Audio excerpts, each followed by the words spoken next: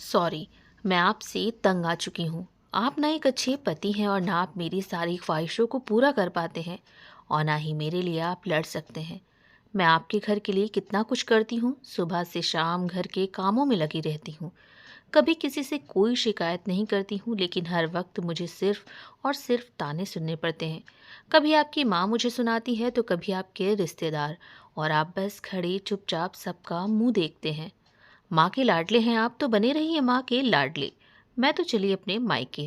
अरे विशाखा, क्या कर रही हो?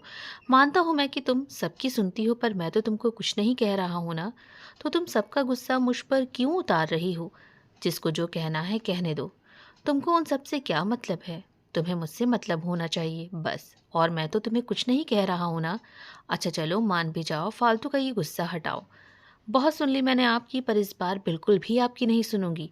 देखिए, मैं जा रही हूँ तो हाँ, मैं जा रही हूँ। मैं जिंदगी भर सबकी गुलामी नहीं कर सकती हूँ। विशाखा, सुनो तो। अरे, ये भी कोई बात हुई? इस तरह गुस्सा होकर जाओगी तो सब क्या कहेंगे वहाँ? वो मेरा घर है और मुझे वहाँ कोई कुछ नहीं बोलेगा। मैं जब चाहे वहाँ जा सकती हूँ और जितने दिन चाहे मैं रह सकती हूँ, और वहाँ मुझे कोई ताने भी नहीं मिलते हैं, समझे ना आप? विशाखा जल्दी से अपना सामान पैक कर वो अपने मायके चली आती है। उसे इस तरह आते हुए सब देखकर हैरान हो जाते हैं और पूछते हैं आखिर बात क्या है। विशाखा की माँ कहती है, देख, अगर तू अपने पति से लड़कर आई है तो तुम बिल्कुल भी यहाँ नहीं रहेगी। विशाखा के पिताजी ने विशाखा की माँ से कहा, बेटी को आराम करने दो, अभी कुछ भी मत बोलो, क्योंकि वो बहुत गुस्से में है और गुस्से में उसे कुछ भी समझ में नहीं आएगा। उसने कभी हमारी सुनी भी है? हमारे ही लाड प्यार ने उसे बिगाड़ कर रख दिया है। दिया लेकर ढूंढेंगे तो भी हमें ऐसा दामाद नहीं मिलेगा। और किस्मत तो देखो हमारी। विशाखा के पिताजी, दो बच्चे हैं हमारे, एक बेटा एक बेटी, और दोनों की शादी अच्छी जगह हुई है। दामाद जी भी अच्छे मिले हैं और बहू भी, और सब सही है। पर विशाखा का अपना ही दिमाग चलता है। जब देखो दामाद जी पर बेवजह गुस्सा करती है और उल्टा सीधा सबके सामने सुना देती है। ये भी कोई बात है? मेरा तो मन होता है कि एक खींच के थप्पड़ लगाऊं, दिमाग ठिकाने आ जाएगा इसका। अरे विशाखा की माँ, बेटी अब बड़ी हो गई है, इस उम्र में उसे हम मार कर नहीं समझा सकते हैं। हाँ, आप सही कह रहे हैं, पर मुझे तो दामाद जी के लिए बहुत ही बुरा लगता है। इसकी हर ख्वाहिश वो पूरी करते हैं। अरे भाई, अपने माँ बाप के लिए भी तो करेंगे ना। अब ये चाहती है कि अपने माँ बाप को छोड़ दे। अगर यही इसका भाई हमें छोड़ दे तो इसे कैसा लगेगा? लेकिन नहीं, इसको क्या करना है, बस अपनी ही धुन में है। कुछ तो करना ही होगा विशाखा के पिताजी। विशाखा अगर ऐसे ही अपनी शादीशुदा जिंदगी में खुद से ही आग लगाती रही तो एक दिन सब कुछ जलकर राख हो जाएगा। और कल को हम नहीं रहें तो फिर क्या होगा? ऐसा ना हो कि सब कुछ गवा दे विशाखा, और जब पछतावा हो तब कुछ सही करने का समय ना हो और समय निकल जाए। सब कुछ सही हो जाएगा विशाखा की माँ, परेशान ना हो। ठीक है, ज़रा मैं विशाखा से बात करके देखूं।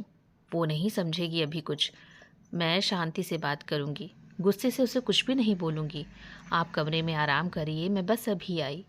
विशाखा की माँ अपनी बेटी के कमरे में आ जाती है और विशाखा से कहती है, विशाखा, आखिर तुम्हारे मन में क्या चल रहा है बेटा? माँ, मेरे मन में कुछ नहीं चल रहा है। और अब क्या, मैं नहीं आ सकती हूँ इस घर में? ये मेरा घर नहीं है क्या? अरे विशाखा बेटा, तेरा ही घर है ये, लेकिन ऐसे गुस्सा होकर मायके हर समय आ जाना अच्छा लगता है क्या? खुशी खुशी आओ, मुझे कोई ऐतराज़ नहीं है। दामाद जी और उनके परिवार वाले क्या सोचते होंगे? माँ, वही रोज का सब मुझे सुनाते हैं। उन्हें मेरी इतनी ही परवाह होती तो ऐसा बर्ताव मेरे साथ कभी नहीं करते। बेटा, जहाँ चार बर्तन होते हैं वहाँ खटकते ज़रूर हैं। हर घर में लड़ाई होती है। और तुम्हारा नसीब अच्छा है कि दामाद जी बहुत अच्छे हैं और दामाद जी के माता पिता भी अच्छे हैं। अब थोड़ा तो अपने हिसाब से वो करेंगे ही। तुम्हें भी तो थोड़ा एडजस्ट होना पड़ेगा। आखिर वो भी तो तुम्हारे साथ एडजस्ट होते हैं ना। तुम सुबह देर में सोकर उठती हो और तुम्हारी सास तुम्हें जगाती भी नहीं। वो अपनी सुबह की चाय खुद ही बना लेती हैं।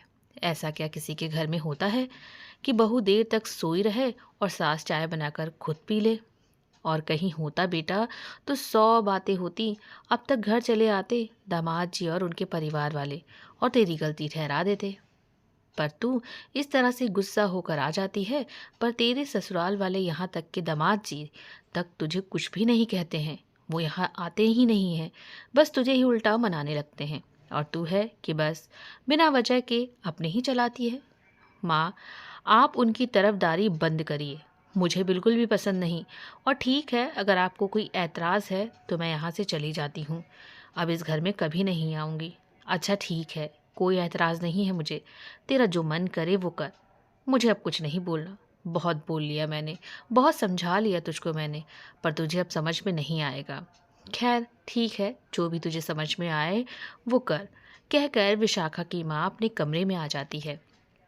धीरे धीरे विशाखा को अपने मायके आए हुए अब 15 दिन हो चुके थे, पर ना तो अपने पति रोहित से विशाखा कोई बात करती और ना ही वो रोहित को कोई फ़ोन करती। अगर रोहित का फ़ोन आता भी तो विशाखा उससे बस यही कहती कि अपने माँ बाप को वृद्धाश्रम छोड़ दो, फिर मैं उस घर में आऊँगी। दोनों की अब बातचीत ना के बराबर ही होती और उधर रोहित बहुत परेशान रहता है। उसे कुछ समझ में नहीं आता कि वो क्या करे। एक दिन पड़ोस में ही विशाखा की सहेली अंशिका आई उससे मिलने। अंशिका को देखते ही विशाखा खुश हो गई और कहने लगी, बैठो। विशाखा और अंशिका दोनों बैठकर बातें करने लगे। बातों ही बातों में अंशिका विशाखा से पूछ बैठी, और विशाखा बताओ जीजा जी कैसे हैं? विशाखा थोड़ा हिचकिचाई और फिर बोली कि वो ठीक है, तू अपनी बता अंशिका, क्या हाल है? सब कुछ ठीक है विशाखा, और मैं भी। मम्मी ने बताया कि तुम आई हो तो सोचा मिल लूँ तुमसे, कहीं तुम चली गई तो हमेशा की तरह आज फिर नहीं मिल पाऊंगी तुमसे। क्यों अंशिका, आजकल में जाने वाली हो क्या ससुराल अपने? अरे नहीं विशाखा, अब तो मैं 6 महीने बाद ही जाऊंगी। क्यों, ससुराल वालों से लड़ाई करके आई हो क्या, या अपने पति से? नहीं विशाखा नहीं, मेरे ससुराल वालों से कोई लड़ाई नहीं हुई है और ना ही मेरे पति से। बस तुम मासी बनने वाली हो, इसीलिए अब जब बच्चा हो जाएगा तभी मैं अपने ससुराल जाऊंगी। अरे अंशिका, ये तो बहुत ही अच्छी खुशखबरी तुमने दी है। हाँ विशाखा, तीसरा महीना चल रहा है मेरा। ये तो बहुत ही खुशी की बात है अंशिका, मुझे सुनकर ये बहुत खुशी हुई। मासी, मैंने पिछले दिनों कुछ सुना था कि तेरे ससुराल वाले तुझे परेशान करते हैं अंशिका। अरे नहीं विशाखा, थोड़ा बहुत तो चलता है, घर घर की कहानी है, हर घर घर में यही तो है, सास बहू की नोक झोंक। तो भला मेरा घर कैसे बसता? हमारे घर भी हो जाती थी लड़ाई। मेरे ससुर बहुत अच्छे हैं, पर मेरी सास थोड़ी तेज़ है। थोड़ी क्या कहें, बहुत ही ज़्यादा तेज है। वो तो अपने आगे किसी की भी चलने नहीं देती थी। अंशिका, तेरी सास इतनी तेज़ है और तू बड़े मज़े से बोल रही है, और वो भी हंसकर। हाँ तो क्या बोलूं, अब तेज हैं तो क्या कर सकते हैं, उनको हमने बहुत बदल कर देख लिया, पर वो बदलना ही नहीं चाहती हैं। तो अब जैसी हैं वैसे ही रहें, और अब वो खुद को बदले या ना बदले, लेकिन खुद को मैंने ज़रूर बदल लिया है। मेरे ससुर बहुत ही अच्छे हैं और मेरे पति भी। मेरी सास की वजह से ही मेरे पति मुझसे मारपीट भी करने लगे थे। हालांकि वो मुझसे बहुत प्यार करते थे, पर मेरी सास हर पल उनके कान भरने लगती थी, और नतीजा ये निकला कि मारपीट पर आ गई बात। इसीलिए मैं अपने मायके आ गई थी। जब मेरे पति को मेरे ससुर ने समझाया और सारी बातें बताई, तब उन्हें एहसास हुआ कि मैं सही हूँ और उनकी माँ गलत है। तो फिर वो आ गए मुझे मनाने। तो जानती है, सुबोध आर्मी में है, वो यहाँ छुट्टियों में ही घर आते हैं और फिर छुट्टियाँ बिता कर चले जाते हैं। हम लोगों के पास इतना टाइम ही नहीं है कि एक दूसरे के साथ इतना वक्त बिताएं। इसीलिए हमने एक दूसरे को समझा, इसीलिए हम अब लड़ते नहीं हैं। थोड़ी बहुत अनबन हो जाती है, पर वो तो हर मियाँ बीवी में होती है, और यही तो प्यार है। और सुबोध को भी अपनी माँ के बारे में पता चल गया है कि वो झूठ ही में कान भरती हैं। सुबोध को समझ आ गया था, इसीलिए वो अब अपनी माँ की बात नहीं सुनते हैं। और मेरे ससुर ने भी सुबोध को बहुत समझाया कि ये जो भी गलतियाँ हैं ना, वो सारी माँ की ही है। इसीलिए उन्हें समझ में आ गया, और जब भी मेरी सास सुबोध के कान भरती तो वो माँ की नहीं सुनते हैं, और मेरी सास कुछ भी कहती हैं मुझे तो भी मैं उनकी बातों को अनसुना कर देती हूँ। और अब जब वो छुट्टियों में आते हैं, हम सब मज़े से एक साथ रहते हैं। देख यार अंशिका, अगर मैं होती तो आए दिन झगड़ा होता मेरा ससुराल में। विशाखा, किस घर में झगड़े नहीं होते, जहाँ सुनो कि हर घर में यही कहानी किस्से तुम्हें सुनने को मिलेंगे। कहीं कुछ ज़्यादा तेज़ है तो कहीं कोई कम है। ज़िंदगी में उतार चढ़ाव तो आते ही रहते हैं, पर हमें समझदारी से काम लेना होगा। अच्छा विशाखा, तुमने कविता के बारे में कुछ सुना? नहीं, क्यों, क्या हुआ? असल में इन दिनों कविता से मेरी बात नहीं हो रही है। अरे विशाखा, कविता अपने ससुराल में खुश नहीं थी। उसके ससुराल वाले उसे बहुत परेशान करते थे, और उसका पति भी। और उसका पति तो बहुत शराब पीता था, आए दिन कविता के साथ मारपीट करता था। वो बहुत दुखी रहती थी। वो अपने मायके भी नहीं कुछ कह सकती थी, क्योंकि तुम तो जानती हो कविता के मायके वाले इतने सक्षम नहीं थे कि वो अपनी बेटी के लिए कुछ कर सके। उन्होंने कैसे कैसे तो शादी की थी। कविता सब कुछ सहती रही, पर अंत में जब उसने से सहा नहीं गया तो उसने अपने पति को तलाक दे दिया। अब वो प्राइवेट स्कूल में एक टीचर की जॉब करती है। खुश है, पर जो उसके साथ हुआ अच्छा नहीं हुआ। बहुत सहा है उसने। कविता अपने ही मायके में अब रहने लगी है। खैर विशाखा, अब चलती हूँ, बहुत देर हो गई है, फिर आऊँगी मिलने। अंशिका के जाने के बाद विशाखा उलझन में पड़ गई। तभी विशाखा की माँ आ जाती है और विशाखा से कहती है, विशाखा किस सोच में डूबी हूँ, कब से आवाज़ लगा रही हूँ। अरे माँ, मैंने ध्यान नहीं दिया, कोई काम था क्या माँ? हाँ बेटा, मैं और तेरे बाबूजी थोड़ा पार्क में जा रहे हैं टहलने, और तेरे भैया भाभी अभी बाहर घूमने जाएंगे, तो वो लोग खाना बाहर से ही खा कर आएंगे। तो शीला से बोल देना जो भी तुझे खाने का मन हो वो बना देगी। हम लोग तो खिचड़ी खाएंगे, बाकी तुझे जो पसंद हो तो वो बोल देना, वो बना देगी। क्योंकि उसे आज जल्दी घर जाना है, आज उसके बेटे की तबीयत ठीक नहीं है। ठीक है माँ, मैं कह दूँगी। ठीक है, मैं चलती हूँ, कहकर विशाखा की माँ वहाँ से चली जाती हैं। कुछ देर बाद विशाखा शीला से कहती है कि तुम जाओ अपने बेटे की देखभाल करो, मैं खाना अपने और मम्मी पापा के लिए बना दूंगी। अरे नहीं दीदी, मैं बनाकर ही जाऊंगी। वो मेरे पड़ोसन बेटे को डॉक्टर के पास जिसे दिखाकर दवा ले आई है, अभी आराम है, वो देख रही है मेरे बेटे को, तो अब कोई चिंता की बात नहीं है। ठीक है, लेकिन तुम्हारे पति कहाँ हैं? वो बेटे की देखभाल नहीं करते क्या? अरे दीदी, अब आपसे क्या छुपाऊं, घर से भाग के शादी की थी इनसे मैंने। घर वालों ने बहुत मना किया कि ये लड़का ठीक नहीं है, पर मैं कहाँ मानी। प्यार अंधा होता है, किसी ने सच ही कहा है। मैंने इनसे शादी कर ली मंदिर में, और अपने घर वालों से सारे रिश्ते तोड़ दिए। और अब किस्मत देखो, अपने माँ बाप को धोखा दिया तो मुझे तो मिलना ही है धोखा। मैं कहाँ खुश रहती हूँ। शादी के कुछ दिनों बाद पता चला कि ये शराब बहुत पीते हैं और एक नंबर के काम चोर हैं ये, कहीं मेहनत ही नहीं करना चाहते हैं। कैसे कैसे दिन गुजरे और मुझे बेटा हुआ, पर दीदी नसीब तो देखो इनका दूसरी औरतों के साथ चक्कर निकला। पकड़े जाने के बाद गलती मानते ही नहीं और दीदी उल्टा मुझे ही मारते हैं। अब किस मुंह से अपने घर वालों से कहूँ? अपनी किस्मत तो मैंने खुद से ही बिगाड़ ली, और बेटे के लिए घर घर काम करके अब गुजारा करती हूँ, और आदमी दूसरी औरतों के चक्कर में पड़ा रहता है और शराब पीता है। आप भी ना दीदी सोच रही होंगी। अपना दुखड़ा लेकर बैठ गई। अरे नहीं शीला, कोई बात नहीं। अच्छा तुम जल्दी से बना लो, मैं कमरे में हूँ, जाते वक्त मुझे बता देना। जी दीदी। विशाखा कमरे में आते ही वो रोने लगती है। सुबह से लेकर शाम तक की जो सारी आज बातें हुई थी, उन सारी बातों ने आज विशाखा को अंदर तक झकझोर कर रख दिया था। विशाखा मन ही मन सोचने लगी कि जिसके मुंह से आज सुना, बस उसका पति ऐसा, उसका पति वैसा, बस औरत ही बेचारी और आदमी की ही सारी गलती। और मैं कितनी बेवकूफ़ हूँ।